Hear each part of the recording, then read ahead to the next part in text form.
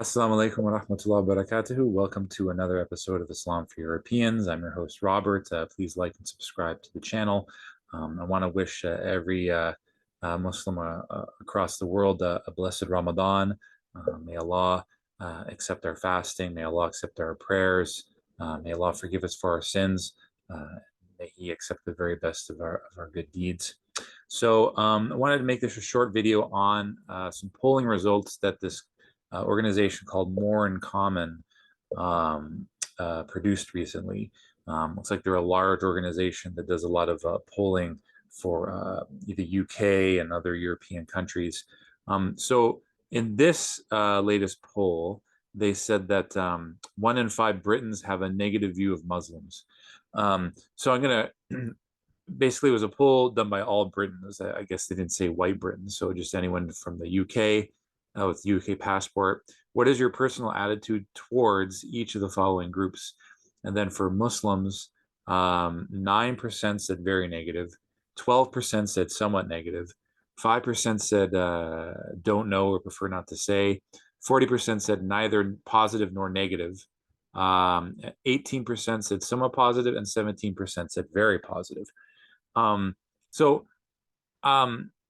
these are great statistics. I mean, I think we need to, try to get these statistics out to as many Muslim organizations as possible. I think there, in general, there's enormous lack of data on everybody, really, and how Muslims and Muslim organizations interpret that data and come up, with specific strategies. Many times, a lot of Muslim organizations just going blind on what people think about Islam, Muslims, and not just that, but also they don't even have a lot of data on the Muslim populations that they're serving, which is very dangerous. I mean, any large organization that's for profit, spends a lot of time on polling, focus groups, and things of that nature. And, no poll is perfect. So there's always going to be biases with these polls. But in general, I would say that, that these results are actually really positive compared to like 20 years ago when, anti-Islam sentiment was at its absolute peak in the West. The fact that only 9% held very negative views on Muslims in the UK, that's actually phenomenal. I mean, I think, in the social media world, a lot of Muslim influencers, whether that's people who just have YouTube accounts, or or even like imams that have social media accounts, they get a skewed version of what non-Muslims think because when they go on Twitter and Instagram and Facebook, they're only going to see haters. I mean, they're going to attract a whole bunch of haters, and the people who are neutral, who just couldn't care less or have a positive image of Islam, they're not going to bother following these accounts, right? And these accounts, you don't know who's on the other end of the line. It could be a bot. It doesn't, not to say that these people who hold negative sentiments exist, but when you don't interact with the greater non-Muslim population, sometimes your results are going to be what you think about certain populations. That's going to be skewed. In psychology we call it heuristics. So people kind of take these mental shortcuts. You could be in a crowd of 100 non-Muslims, and 99 of those non-Muslims couldn't care less about Muslims, or maybe they have a positive attitude, but the one person that makes a negative comment, that's going to stick in your mind more. So I so the polling was, yeah, I mean, 40% said they don't care or don't have any opinion. I mean, that's in and of itself, that's a great thing. I mean, if you think about it, 4 in every 10 non-Muslims are going to have a just a laissez-faire, couldn't care less attitude. I mean, that in and of itself is an accomplishment. And then the fact that 35% have either a somewhat positive or very positive, that's a lot to work with. So just by that, there, 75% of the people in this poll, are either neutral or positive attitude towards Muslims.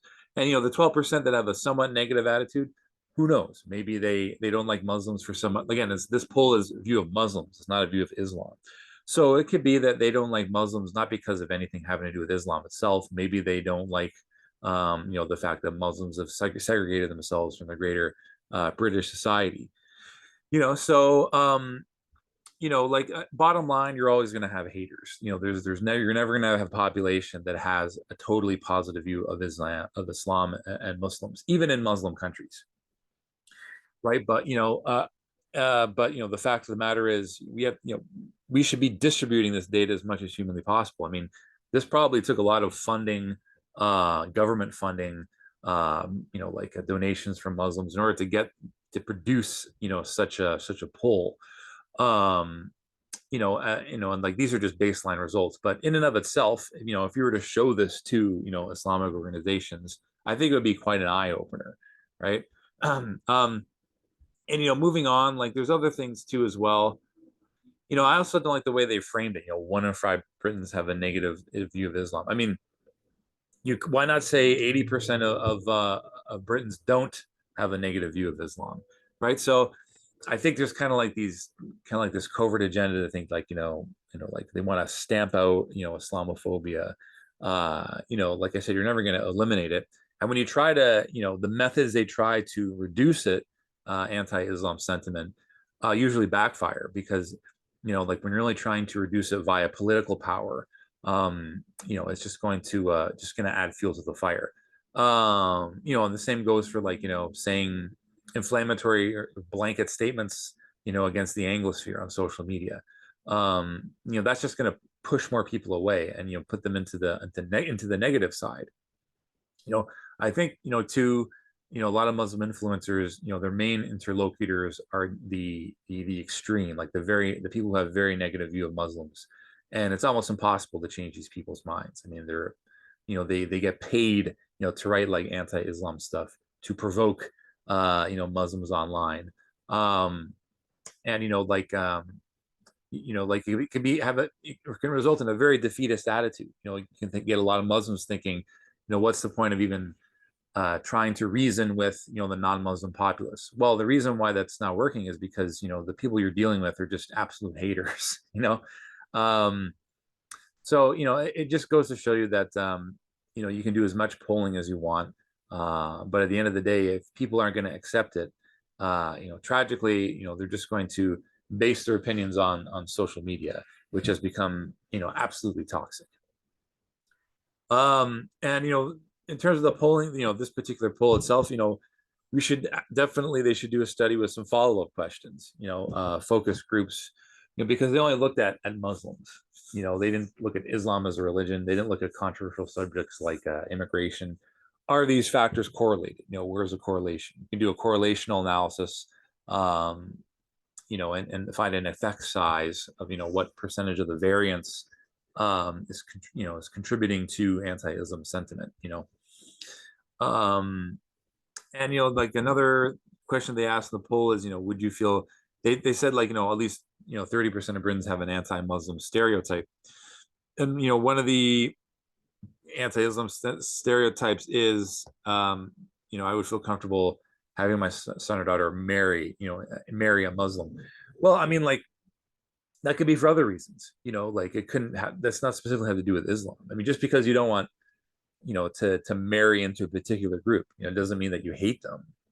uh if that were the case, many people from born Muslim societies, you could say they hate other Muslims because they don't want to marry into their cultures, right? So um all in all, like I think it's good that More in Common did a study like this. I think the results are quite an eye opener, especially in the UK, where you would think, based on what you see on YouTube and what certain Muslim influencers say, that the vast majority of Britons hate Islam and Muslims, but this is clearly not the case. You know, um, and like you can kind of just use that data to extrapolate to you know you as a convert. I'm speaking specifically to British converts. I mean, you're going to get this range of people when you do take your shahada. So you're going to have people who have a very negative view, it's 10% chance. If you have a somewhat negative view, there's like a 12% chance, and then 40% are just not going to care either way. And like a lot of it is just mitigating those relationships, and just being a good person. You don't have to talk about Islam, you don't have to talk about religion. Just be a good person. Don't be a jerk. um, be a positive influence on people's lives. That's inshallah, it may not change overnight, but over time, inshallah, these, the people who may have had a negative view may have a neutral view, and that may be good enough. That may be good enough to say, you know what, it's okay if you stay in our household. Yeah, I would say that these polling numbers need to be distributed to all Muslim influencers, because it's important data. Because without data, I mean, we're just going blind, and especially in 2024 when the attitudes are shifting. People have a much more positive view of Islam. People have a much more positive view of us in regards to the to the conflicts overseas. You're going to see a great influx of people converting to Islam in the coming weeks. And I guess the general take-home message is, it's easy, when you see what's going on, in the media today, to get discouraged and think that, like, when is the help of Allah going to come? And it can be very, very, very depressing. But trust me, opinion in like not just in the West and in the Anglosphere, but in non-Muslim countries over the world, opinions and attitudes are definitely changing. It's on the upswing. So we shouldn't lose sight of that. We should always try to stay as positive as we can be. Realize that there's going to be difficulties, but at the same time, inshallah, believing that that things are going to turn in our favor very soon. And I think that you're going to see, Muslim communities having great success in acclimating converts. But again, that's going to take a lot of planning as well. So yeah, that's my time for the day. The website for More in Common, if you want to know more, well, their is at More in Common _ on Twitter. Moreincommon.com is the name of their organization. Again, like, I think it's important to look at these statistics. We can't like prove anything. Obviously, correlation doesn't mean causation, and a lot of these results require further study. But I think that it's a good starting point. I think that now that we have this data in front of us, I think Muslim communities across the West should be asking more comprehensive questions on how we can better improve our image, how we can prevent Islam, how we can present Islam to non-Muslim societies in an integrated way. And like we said all along, I mean, this communitarian approach that we're recommending, in particular to European countries, and Muslim communities across the West, I think will have an incredibly positive effect in the years to come. So yeah, that's my time for the day at Islam for Europeans. I'm your host, Robert. Please like and subscribe to the channel. May Allah bless you all during this blessed month. May Allah accept our fasting, and take care. Assalamu alaikum wa rahmatullahi wa barakatuh.